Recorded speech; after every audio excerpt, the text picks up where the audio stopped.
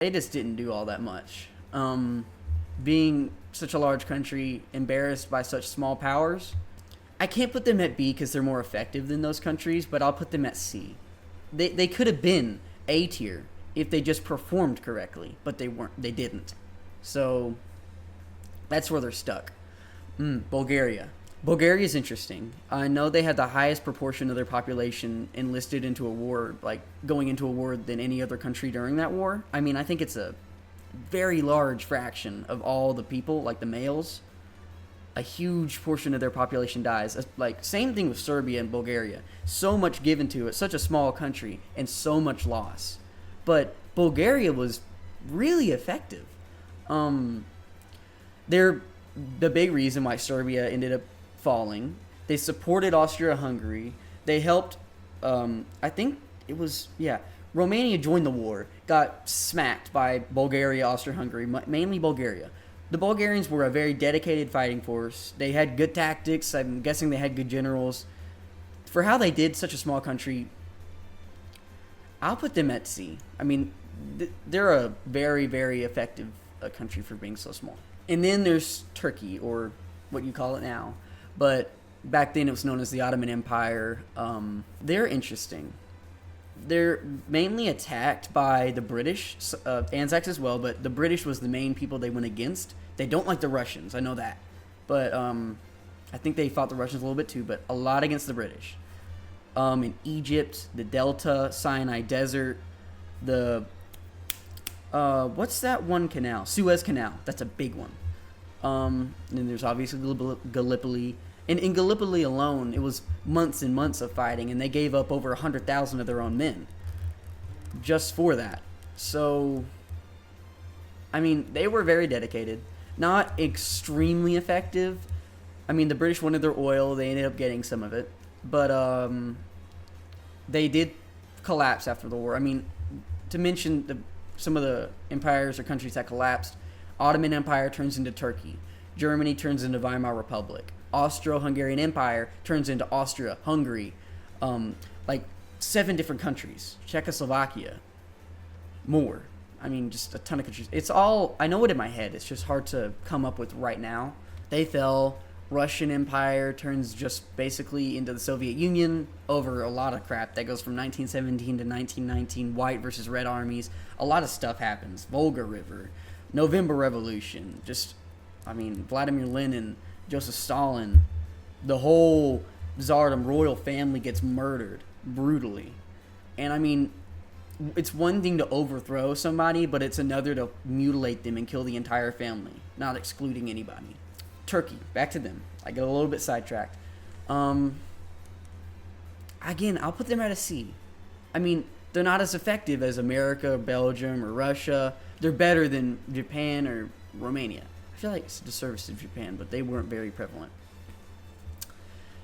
And yeah, give me a second to think. I know Greece had a small impact. They would have been in D because they weren't very, very prevalent. There was some fighting in Africa, but I can't really. I mean, there's native forces that fought there. I just can't give a whole lot to them at this point because it was very, very much occupied by European countries. Berlin Conference had giant portions. Belgium, Germany, France, Great Britain, a little bit of Italy, and a little bit of Portugal. Like those countries, they had parts of Africa. So it's hard to rank specific places when they're already so linked to those countries. China, they were a part, I know that, not a humongous amount, but they sent a lot of soldiers over, a lot of labor. India, extremely effective in that they give so many troops because they were part of Britain at that time. So obviously with such a high population, I mean, not as much as it is now, but still a lot of people lived in India. So you can get a lot of troops from there. Very used to that fighting in the hot areas. So putting them in that southern front against the Ottoman Empire is actually genuinely a good idea. Canada, they fought a little bit. I know they did. There were specific places in the war that I know they were prevalent. Was it Passchendaele? I think they were pretty effective at Passchendaele. They had a presence there.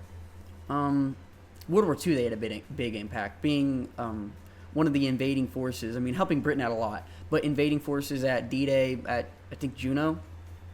I mean, they were effective. But World War One, a lot of manpower mainly. Mexico wasn't very involved. Just, think of Zimmerman telegram. They're mainly involved by getting America into the war. I'm trying to think of places. I mean, Switzerland is obviously neutral. They always are, even World War II. Spain, not a whole lot happened with them. I already talked about Portugal. Sweden, Norway, Finland, nothing really going on with them. I'm not sure if Finland existed. I know the nation of people did. I'm not sure that I'm really missing anything. I mean, nothing major. If you're from somewhere that I'm not mentioning, I'm sorry, but if you're not here, then you didn't have a huge impact. So, But other than that, let's have a final review of this chart.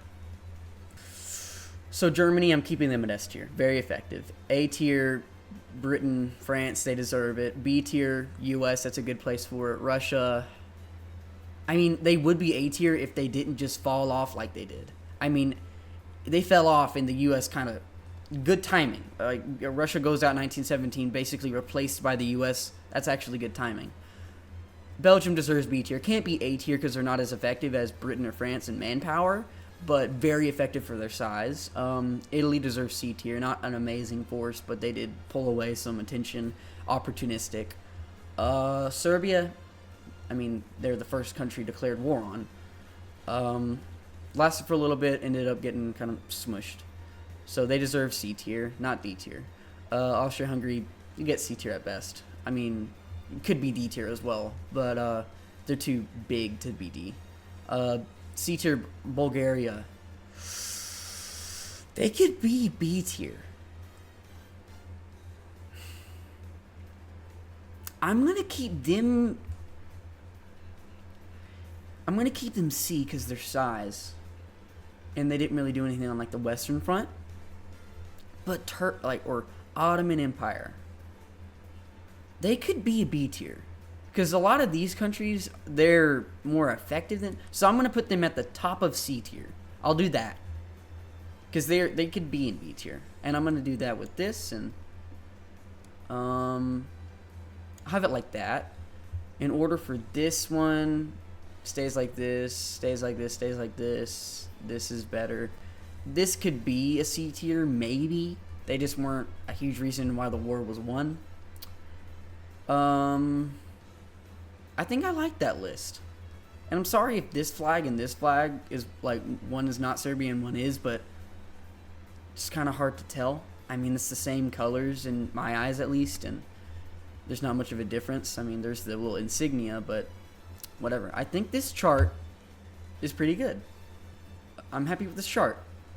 Let me know what you would change. Comment, like, subscribe, depending on how you feel about the video. I mean, if you feel super strongly against my opinions here, you can dislike. I don't care. But I think for how I see things, this is a good reflection. So yeah, thanks for watching. I'm gonna do more rankings. I mean, I have a lot of content that I plan on doing, pretty diverse stuff. But this is one of the things that I've kind of wanted to do as a YouTube video. So thanks for watching.